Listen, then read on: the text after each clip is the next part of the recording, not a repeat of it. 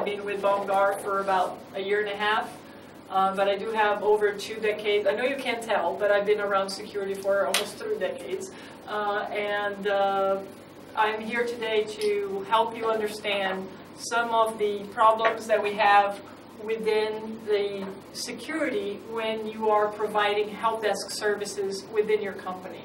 What are the risks? What are the ways to use technology to help you overcome those risks?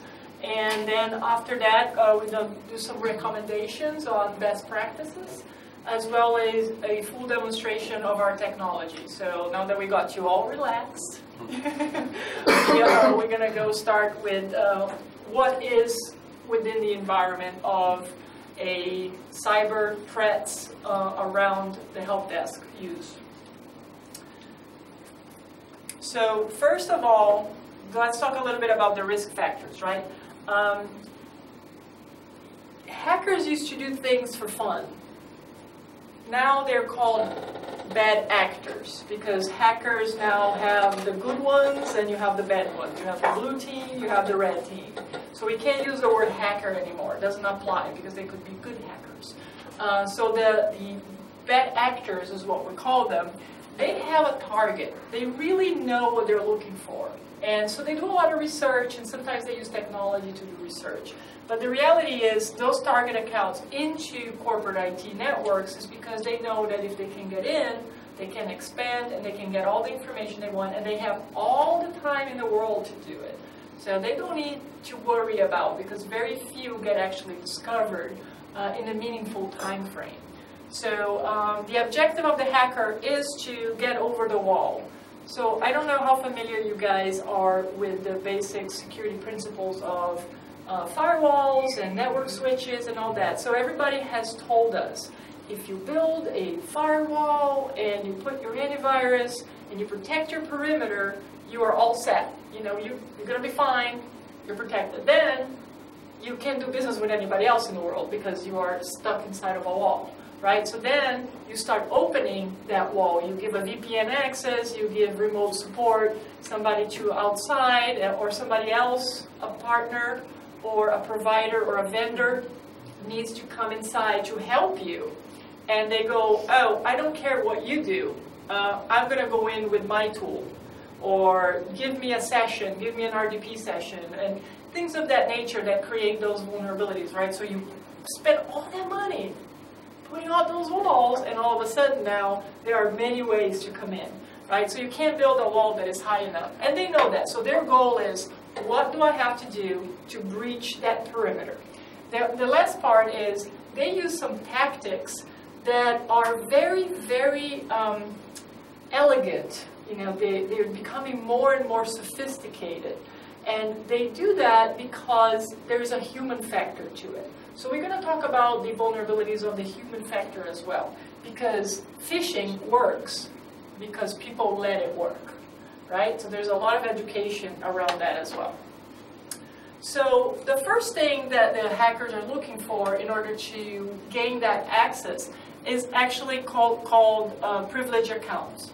So what are those privileged accounts? Well, first of all, they are the gold key that opens any door within your environment. So they are a super user, so they can access many systems. They can actually access application to application. So they have many uses, those super accounts. And they are built in everything. So used to be that only a few really important applications were within the environment. Now everything has a privileged account. Everything has some type of administrative account that communicates with another application, that communicates with the system. So all of them are built in. And also they are typically shared accounts, meaning you have how many administrators? Maybe you have like 4 or 5 administrators. Well, they're all sharing one administrator password to get into 100, 1,000, 5,000 systems, because what? It makes their life easier. So they trust themselves. So they say, hey, you know, I'm trustworthy. It's okay. But then that person leaves and the other 4 stay and you hire another one. Well, that password didn't change. That person who left with a copy of your gold key, right? So those are the problems of sharing a password, right? And why are they problematic? It's because they open every door. It's a problem. So you go to a hotel room and you have a key that opens every single, if you go to a hotel and you have a key that can open every single room, would you feel comfortable staying in that hotel? Probably not. You know, you don't want anybody walking on you. And obviously, because they're anonymous, you don't know who's going to have it. Who's using that key? Everybody uses it. How are you going to know who did what, right? So those are the main reasons why the hackers want it, but the bad actors want it. And the other one is the credentials, right? They are a key point of vulnerability because a credential, which is a associated password, we say, with something or an individual. And most of, 63%, confirm data breaches of the big ones that you hear about, because there's a lot of the ones that don't say anything, so they've been breached. They had either leverage a password that was easily discovered, or it was the standard. It was like the ones that come with the product. So you buy a router or you buy a Wi-Fi hotspot and you don't change that manufacturer password. It's like there are so many programs out there that you can download yourself and run and breach whatever it has the manufacturer's passwords still in it. So those are the other problems. The very, very known one is, especially because here in Argentina, for example, we've been to several customers with Penta, and every time we went somewhere, we both had to show our passports. They looked at us, they looked at the passport, they called somebody, made sure that we were supposed to be there meeting with somebody before they gave us our credential, right? Little tick, little. And we couldn't go up the elevator on our own because unless we had that RFID, we couldn't actually get anywhere past that gate. So that is consciousness of security, right? Well, that doesn't really happen because once you're in the company, now you're like, okay, I'm in a company, now things are relaxed, I'm safe. So they write their password and they stick it right there on the computer because it's very long. It has to be like 16 characters now. So I'm never going to remember that password. So I'm going to write it down so it's easier. It's either under or on the monitor. You know, so a lot of times we still see that either they are on a little notebook or they're in a spreadsheet, or even worse is when they're on a sticky note. So that happens a lot, no matter where in the world, it still happens a lot. The other thing that if you don't have a technology to help you, which is we're going to talk about the solutions, is that people use pretty much the same password over and over again. They maybe cycle through 3 passwords for everything that they have. So once you discover one, then you have your history of your browser. Guess what? You can go into a whole lot of other ones, right? And this is just on the user side. There's a whole lot of other images and kubers and any administrative access passwords that get kind of like stored inside of your system that somebody that knows where to look, they can find it. So if they gain access and they're inside of your system, it's not very hard for them to figure out where your credentials and your passwords reside. And then they make themselves have elevated access and they take advantage of your network. So we talked about unknown threats and things of that nature, but employees, people are our biggest problem. We are the problem. And it's a journey. This is not something that I can say, hey, I got the bulletproof. There is no bulletproof solution, right? But it's a process that you need to understand that is going to take the most effort. It is the employee. The insider threat is the person that has the best intentions. They want to get their job done fast. They want to do their job well, but they really are not thinking about that what they do might have another consequence. For example, if they have privileged access and they download something they're not supposed to download, or they accept something they're not supposed to accept. Well, those credentials are going to be leveraged, right? So the human factor, they might have good intentions. They want to download an application that's going to make them work better, but they didn't vet it by the IT department. All those little things that the individual can bring in are things that you can't really stop them until you change culturally how they think. So education process, and there's some other remedies that we're going to show you here today. So like I was saying, like the well-intentioned ones are also, like they might not think about it, that if they share information with somebody else, that's a risk for the company. They literally think that they're doing the right thing, like unless you tell them they're not, right? So those are some of the factors, right? So the service desk has been used. The people in the service desk usually are junior people, right? You hire somebody in the help desk, they are learning about technology, they're learning about your company, they're learning about your product, and that's kind of their entry-level engineering position. So they have some know-how, they have a lot of curiosity, and they have access to the administrative password. And they get this access because they're trying to help somebody, and they have to have elevated access in order to fix things on somebody else's device. So there's a lot of tools out there that are cheap, or they're free. And they give you access, so help desk people use those tools to go into the systems of their customers, PC Anywhere, TeamViewer, and a bunch of other ones that are used by attackers to impersonate IT people and get access to your system. And then they're able to use the password that a help desk person has used. They leave a shadow image. They capture that shadow image. Now they know how to elevate themselves to administrative, and they jump. They leapfrog. They jump to another system once they're in, and they become, let's say they go to a server, and they use that administrative access to find out what the server administrative password is.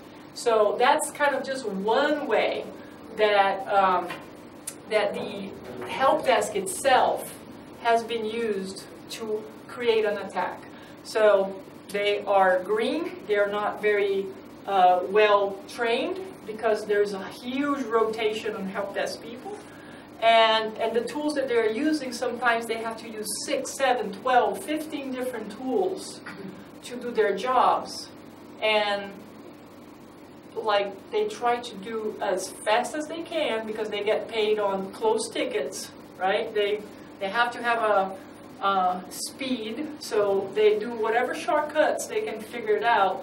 They will download anything they have access to so they can make their lives easier. So if it's to make a simple password, or if it's to copy and paste, or if it's to write it down on a sticky note, they will do that. Because even though their heart is in the right place, even though their heart is in the right place, they are a risk factor, and you really need to take care of that as well. So well-intentioned employees represent the same level of risk as malicious, disgruntled ones. So really, people. And I would go back to, you are secure as your weakest link, right? And your people are going to be that. So because they have access to passwords, that is an infringement actually on some of the compliance considerations that you have to have. So what are your security policies? Do you have the right security policies, right? So those are the things that we're talking about. How technology can help you. How does the right policies can help you mitigate that high risk that are the help desk users. And do you really know the life cycle of your help desk engineers or the help desk people, right? Provisioning, deprovisioning, clean up, removal of their rights once they get promoted or once they change, because again, that's the entry level. So let's say they come in as an entry level as a help desk person, but then they move into, I don't know, sales. They don't need to have admin rights. A lot of times those admin passwords haven't changed, And they know because they've used it. And nobody changes them after they move to a different division. So now they have access to more knowledge, and they still have that administrative password. They are a very, very big risk. So we talk about credentials, and we talk about the users, and we talk about the risks, right?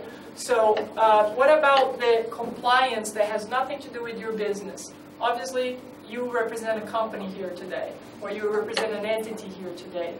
Your objective is to be the best you can be for that company. What can we do, right? So the responsibility does fall on each one of us to make sure that we do certain things, but there's a lot of industry compliance that comes down on us, right? Like you have to do those things, because if the government doesn't demand, people are not going to spend money on it, because nobody really wants to buy security. They need security because somebody else told them they need it, or because they've been breached. And if you wait until you get breached, you spend a lot more money than protecting yourself with the right technology. So the risk, cost, benefit is something that only you can determine if it's worth it or not. But we are here to show you some of the ways. So, like I said, human factor, education, education, education. There are several ways that you can educate, test, punish. Because they need to be punished. In a good way, right? So you need to empower them to make the right choice. If they don't know what the right choice should be, then shame on you, not on them, right? So education is something, it's never going to end. It's a journey. If you think there is an end to it, there is no end to it. Modify corporate password policy. We talked a little bit about the policy. Very important. You need to understand what you want. Then you have to break down what each department has to do in order to be where you want. It has to come from the top down. This is not something that the IT and security team can determine by themselves. So the policy ends up being, what you really need to do is, those passwords are important. I don't care how difficult they are to manage. You have to rotate them. You have to make them complex. And you have to make people use them without putting them in their little sticky notes. Not fun. Takes a long time, but it has to be done. Now, there are technologies that you can use that allow you to do that. And you can force it. You can push that on people with technology. But still, it goes back to, this is why we're doing it, right? You have to let them know why you're doing it. And then you have to integrate your remote support tool, your ITSM tool, with existing identity and access management. So you have usually 3 or 4 technologies that you integrate together, and each one is a layer that allows you to put everybody on the same playing field. You're doing the identity and access management, so you're looking at the credential as the identity, the access is how they're getting to places, and you integrate this remote support piece to those, right? That gives you the trifactor that allows you to reduce your risk to a manageable state. Are you bulletproof? No, right? Nothing is really 100% bulletproof. But we do help you buy time, for sure. And then lastly, utilize the password managers, right? Use credential injection. It's something that we're going to show you. This is probably one of the most important things we're going to show you today, is that removes a lot of the risk, is password management to a level that nobody sees the password. So it doesn't matter where you go. You can go to, the top of the company. CEO is not going to know what the administrative password is going to be. The administrator is not going to know what the password is. That's how you want it to be. That's the nirvana of identity and access management state. So, any questions about what we covered? So, I talked about what type of solutions and a little bit of what types of technologies that can help you, right? We talked about privileged access. We talked about securing that access from that help desk person to the system. And we talk about the credential. So I talk about a lot of stuff, but I only talked about all that because we can help you with that. So the way that BombGuard addresses those three pieces is that our remote support technology is a platform that stays within a DMZ, and that DMZ stays between two firewalls that allows us to create a secure connection that connects an individual to a technology. So BombGuard is very well known for connecting anyone to any given technology to provide a support call. It is reactive. It requires having a reason to go in there. We do have other technologies that are proactive, but what we are talking today here is eliminating the threat of the help desk person. So now this is, this person here is Superman in disguise. This is Clark Kent right here, right? He's Clark Kent. He's only a photographer. He's just doing whatever his work is. When he needs to be Superman, right, he's going to get that password, that credential, by pushing a button that is shown through the interface with BombGuard. Then he's going to put his password, not his password, Superman password, that administrative password, directly into the system that he needs to get power in order to fix the problem. And then as soon as that is done, that password gets checked right back into the system, the password vault, and then that password is no longer the same. It's rotated and is stored and is encrypted. So this guy can leave, he can be promoted, he can go anywhere. That password is no longer a problem. His access is based on the policy. So your policies is, this guy can give support to all of this environment, but he can't not really just hang around here in a different time unless he has the right to get in here. So provisioning, deprovisioning, the life cycle, the lifespan of this guy ends when his Active Directory group is removed. So we are integrated with LDAP and Active Directory immediately. So there is a direct connection there. We integrate with the ticketing system. So when the phone call comes in or when they push the button and need support, that connection is established between help desk. Anything that happens within that session is being recorded. So now you have a complete video session of a support call, so you know what they were doing. And everything that they do is actually stored not only on our appliance, but is also being stored on the ticketing system. So now that help desk guy that had to open 6, 7, 8 windows is working out of one window. And he can see exactly what that person sees. Everything is being recorded. There is chat that is right there as part of the session. Everything that happens on that session is captured. So now you have reporting, you have compliance. All your audits are already there. If you prefer in a different way, you can export all of that. So is there any questions about how to do an outbound, like how the technology works here, making an outbound connection? This is the safe way for us to create a tunnel. This tunnel is encrypted. It's nobody else can come in. And we can add multi-factor authentication to make sure that this guy here is who they say they are at the time of creating their first session, when they log into work. And every time they step away from their computer and they come back and we need to verify who they say they are. Does that make sense? ¿Preguntas? ¿Alguna cosa que pueda explicar en español? ¿No? ¿De nuevo en español? Dilo, por favor.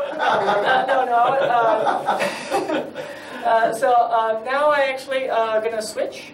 It's your turn.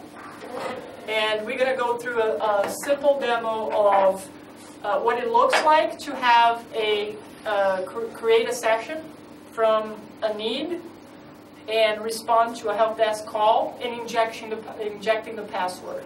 Very simple, very easy.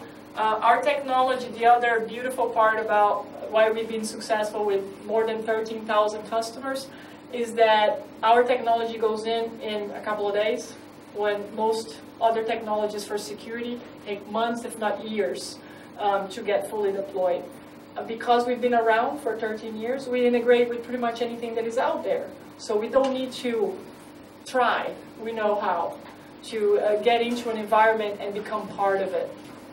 And anything that goes into the SIM system or other systems is also information that can be consumed, and decisions can be made about how to react to them.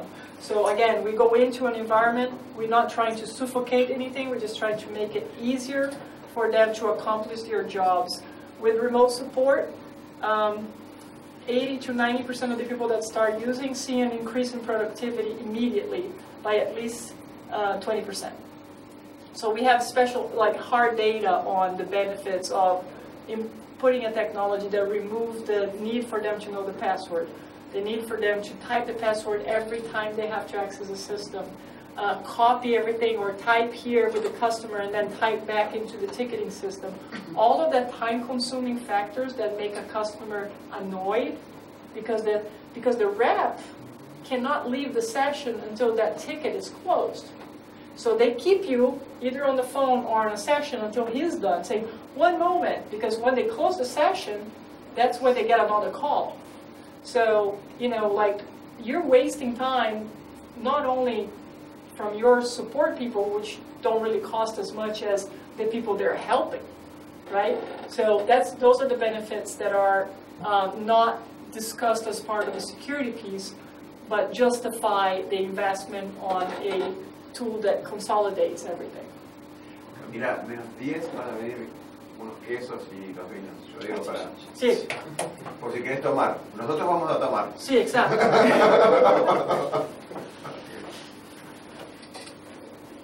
Ready? All right. My name is Joel.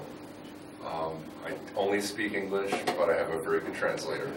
So, if, you know, and she's very smart, so I think she can almost do the demo here. So what I'm going to walk you through here is, I came from the help desk. That's where I was young, got my teeth cut. That's where I started my life in IT. I've been in IT for 15 years, and then have been in sales for another 10 years, so that puts me in the 40s, so that's kind of where I am right now. So what I'm going to do is walk through some of the use cases of support, how we can kind of increase your productivity in supporting your customers, but also increase your security posture as well in supporting those customer bases. I have a couple different demo environments here. The first one is just kind of a standalone BombGuard. Then I also have it integrated with our Vault. And then a third one I have tied into a service desk product. So we have about 15 or 20 different service desk products that we integrate with. And one of them I have is ServiceNow, but there's, you know, dozens of products that we do integrate. And then we also have an API for, you know, any type of custom work as well. So what I want to start out with here is a customer. And a customer who needs some type of help. They're calling, they need some help. And with BombGuard, we have two types of support. We either have an agent that you already have on their computer and you have instant access to the device wherever they are in the world, or you have an on-demand type approach where they either download a client or you have one pre-installed, but it's either the customer's involved or they're not involved. And with BombGuard, we can play both. Everything I'm doing is actually out of a BombGuard deployment in the States. So every once in a while, if it's a little bit slow, it's because it's going home first. It's going home.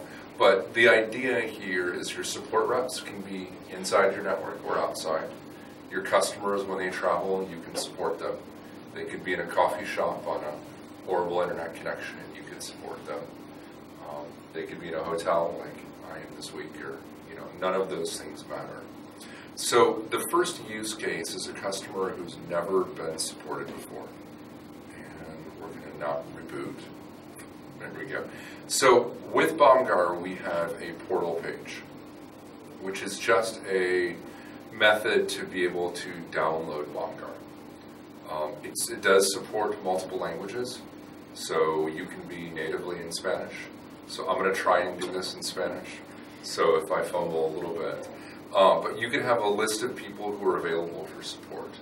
Typically that's your tier 1 help desk. Your tier 2 may not be visible, but they're logged in and available. You could generate a number that you give a customer. Or they fill out some type of a problem. They're having issues with, So I'm going to click on my own name, just for easy, and it will download a very small client. Okay, this client is just barely bigger than a floppy, if anyone remembers the days of the little floppy disk. So, and it also does not require any form of administrative rights. So you can support a customer, and your customer doesn't have to be an admin. None of those things matter. So here we have our client that is running, and it is making then a connection to Bomgar, your deployment inside your network, not ours. We have no idea what you do with your customers. And then your support person gets notified to accept an incoming connection. So that whole process is pretty quick, even though I'm here and my deployment is elsewhere, it's a very fast connection. So the advantage here is the support staff can now see a problem. Customers never accurately describe their problems. They're colorblind. It's never a good representation. So now your tier 1 and your tier 2 help desk, your desktop support group, can seamlessly see a customer. You could allow mouse control. You could allow view only. That's up to you what type of support that you can offer. We can chat with our customers. So we can dialogue with our customers back and forth. We are adding into our product live chat translation. We're actually working with a company that does on-demand chat translation. So you could have a support person who speaks English supporting a customer who speaks Spanish, and Bomgar will seamlessly chat between the two.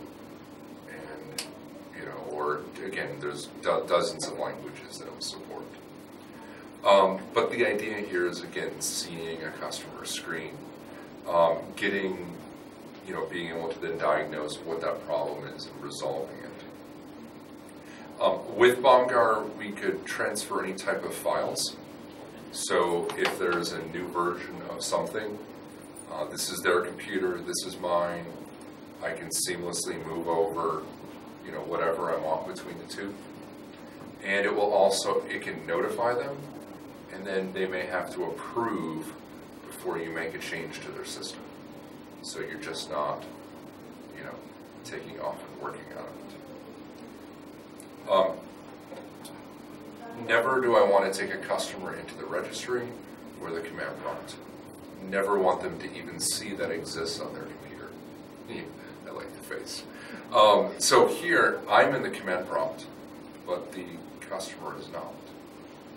Here, I'm in the customer's registry, the customer is not. So with Bomgar, we have hooks into the operating system for removing programs, searching event viewers, editing, stopping, starting services, all the IT functions you need, but you don't want the customer to have to see. And it's all from one location. All from one location. So the first use case was downloading Bomgar, which is okay, not great. I don't like to have someone download Bomgar every time. You can also have a client on a customer's desktop. So it can be branded, to have Bomgar logoing. In fact, the nice thing about Bomgar is we can make a lot of Bomgar look like you. It is your DNS name. It is your certificate that does all of the encryption. And we can make the landing page. You can put your logo on it. And again, not white label, but most of which customer facing is. So here, you could have had a pre-installed desktop client. They open it and they can initiate remote support. without ever downloading anything. I'm not a fan of downloading software. Hopefully they may even know not to download software. But here, same software, but it's pre-installed on their desktop or their start menu, where they could connect to a help desk. They could connect, you give them a number, no letters, just numbers, where they fill out a type of problem they're having. All of that is customizable. Okay. Questions that she can answer in Spanish? Okay. So the third type of support is when there is a pre-installed agent. So customer calls, and your customer's name is J. Patrick. That's my name. And you have tens or hundreds or thousands of computers, and you can narrow it down to just the one computer that they're logged into. Okay? All right, you get to eat, I get to talk. So here, my customer is logged into this computer right here. We give a little thumbnail of their computer. We tell how long the system's been online. And the reason I know this is my server.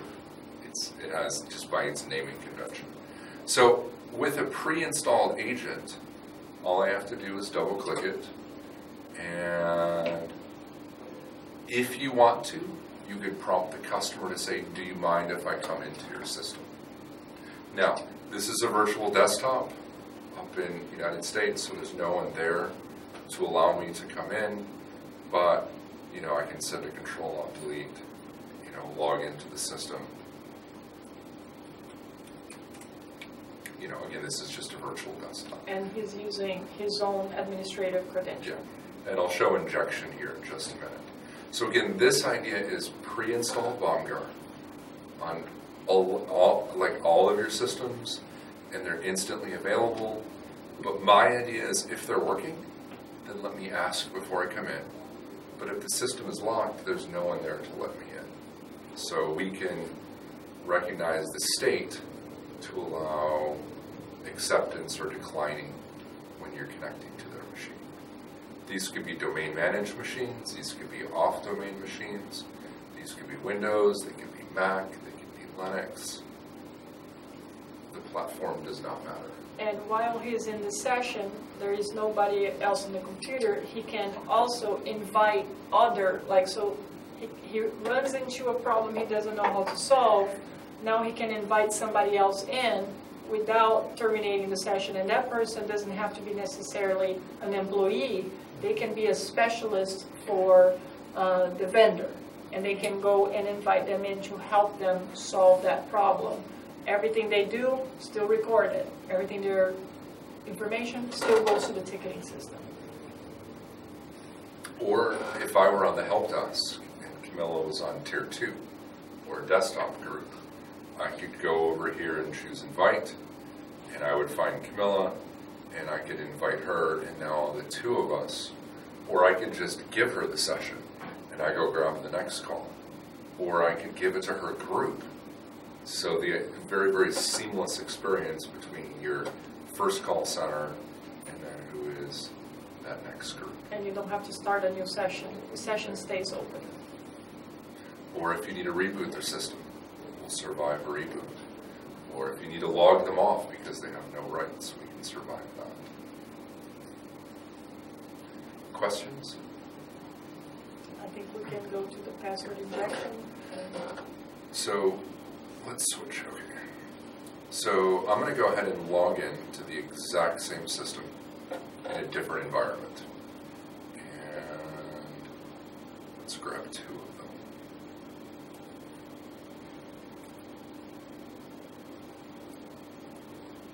I just need to close a few things real quick. Let's close. Okay.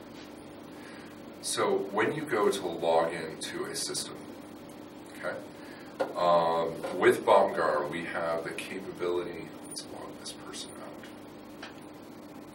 We have the capability, let's lock it. We have the capability of injecting credentials.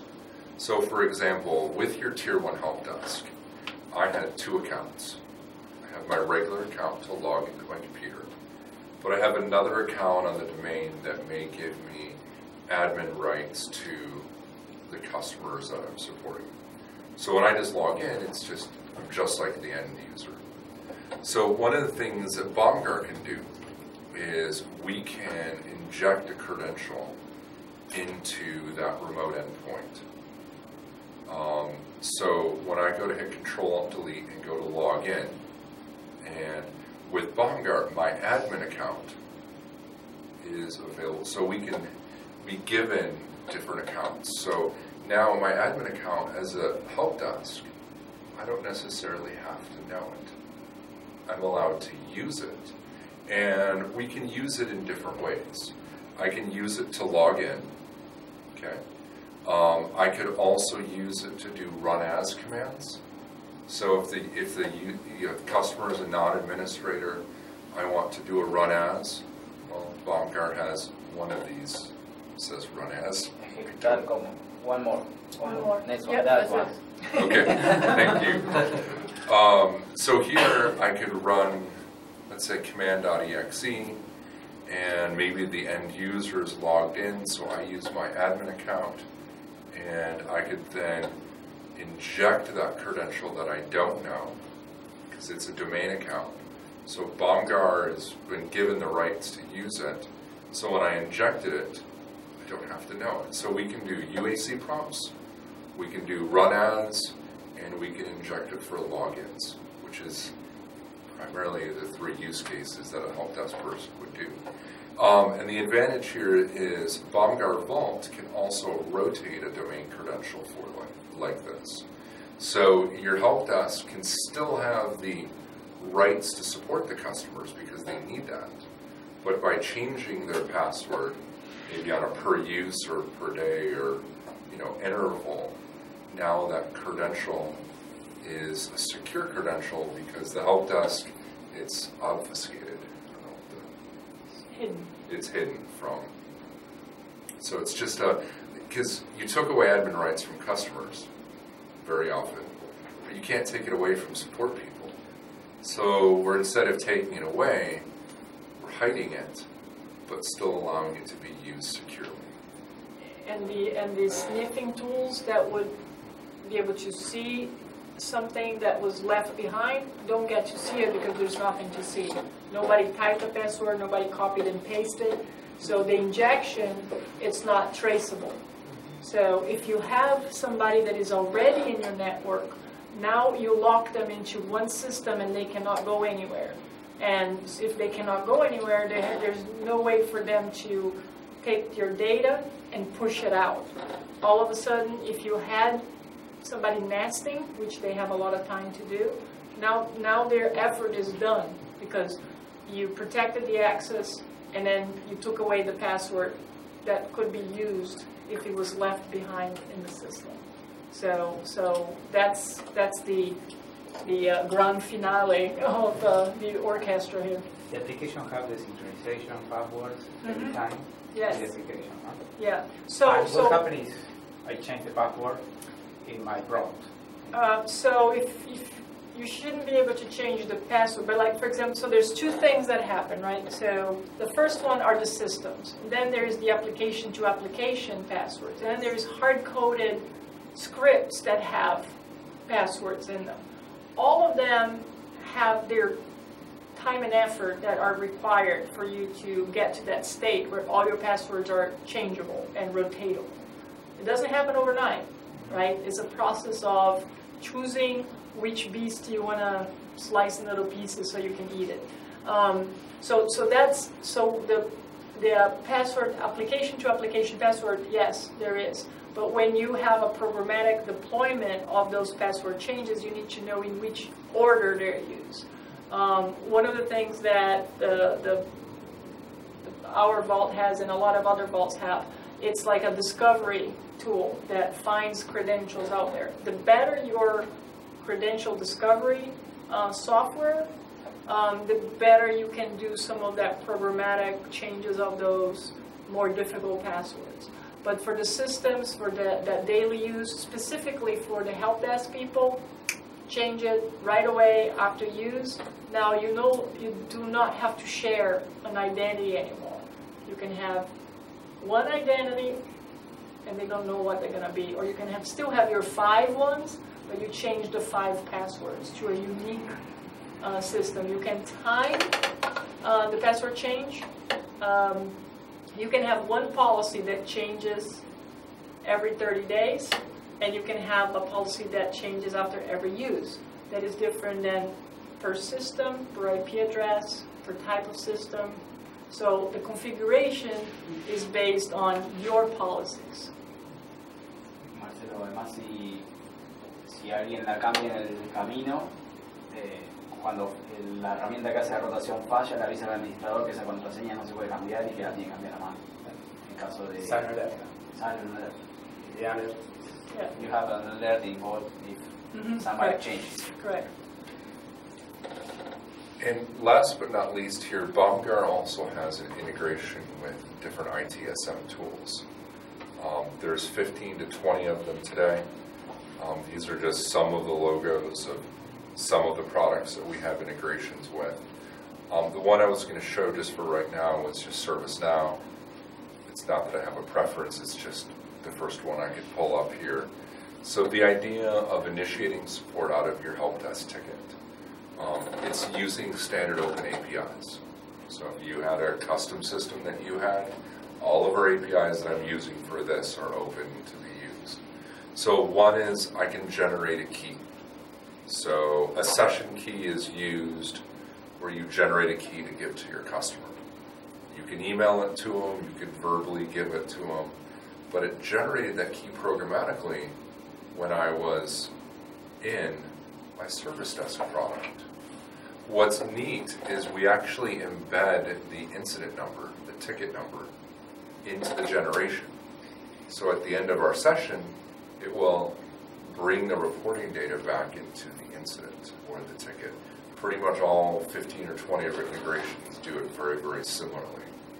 Or if you had Bomgar pre-installed on a computer, a jump client or our agent, I have just a simple button, and it will then search for that endpoint and start a session with it, again embedding the customer's ticket number into the situation or into the session.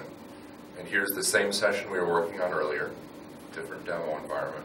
And so now if I write any notes about what I'm doing, you know, fixing software, you know, ABC, anything I say, anything I do will automatically get appended to the ticket of where it started from. You transfer files, you chat with them.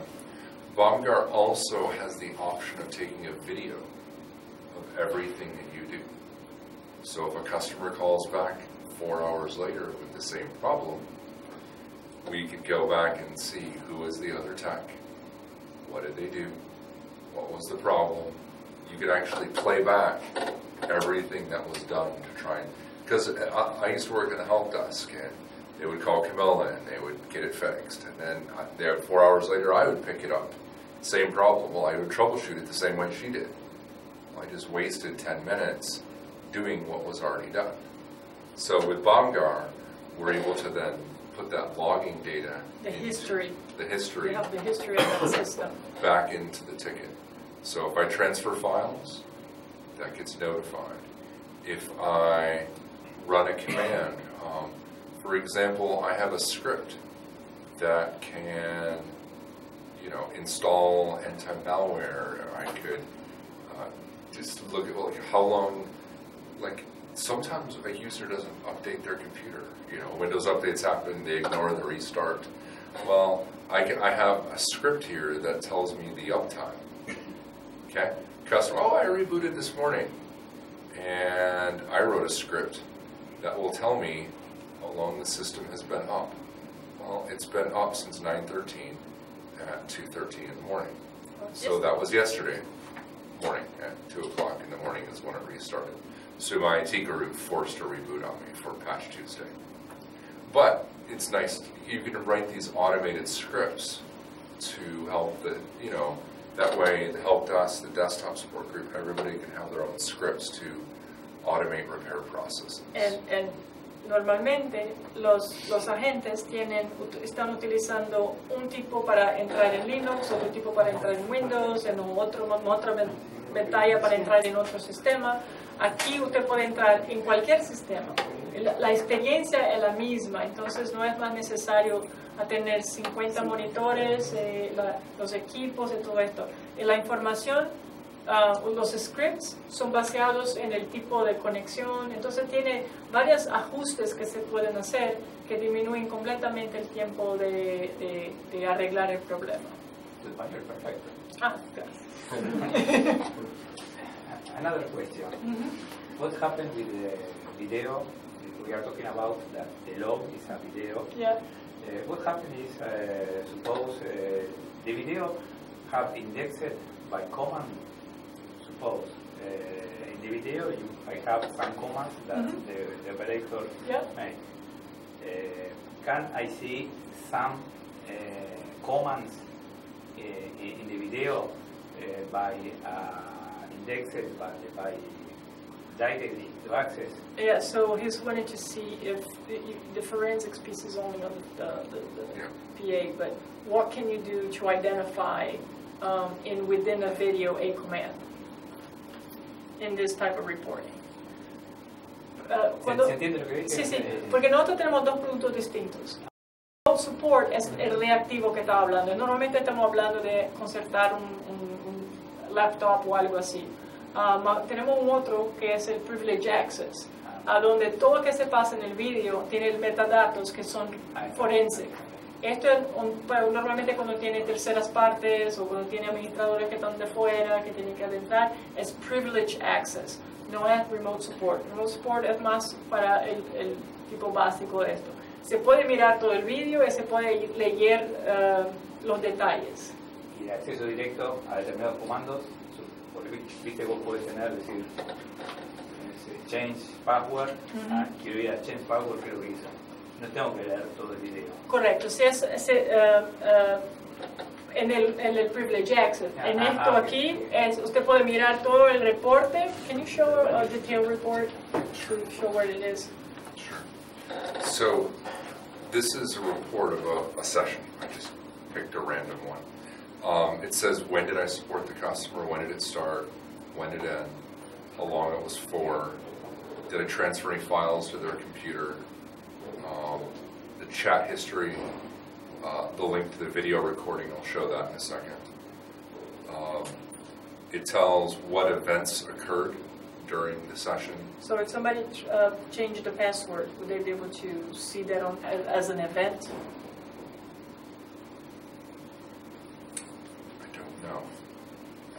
Because on privilege access you can search, but do you capture? If you changed it via a Bomgar script, it would show up. If it were just a Windows Control-Delete change password, it would be in the video, but it wouldn't be in a searchable index. On remote support. On remote support. On privilege access. We do grab like their inventory, like what processor do they have, what operating system, what BIOS are they running. Sometimes it grabs the customer calls and their computer's slow. Well, their memory load is at 99%, or their CPU is pegged, or they don't have any disk space left. And then here, this is, I chose to look at the video recording. So this was a 4-hour session. Hopefully your help desk doesn't support one customer for 4 hours. But the idea here is we can video camera every time an IT person supports a customer. And it's stored on the appliance for up to 90 days or less. And you can also save those for longer term storage. So it's stored in a proprietary format initially. And then if you view it, we make it into an open standard file format. So it's actually encoding it right now. I was hoping it would go a little quicker, but it's encoding it right now. The chat history of what we did, so in a minute, almost, I'll be able to literally speed it up, slow it down. Every time someone moved the mouse, typed on the keyboard, we index that. So did the rep break a customer's computer? We know that. Did the customer move the mouse, and who did exactly what? And the video is time and date stamped.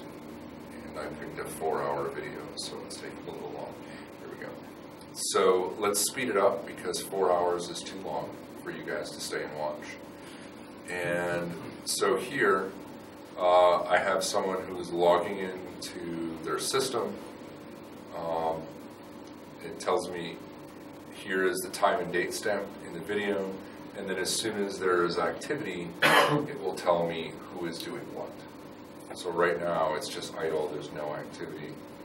We can speed it up. Here we go. And it's just sitting there. It was a 4-hour session. I probably left it open during the demo.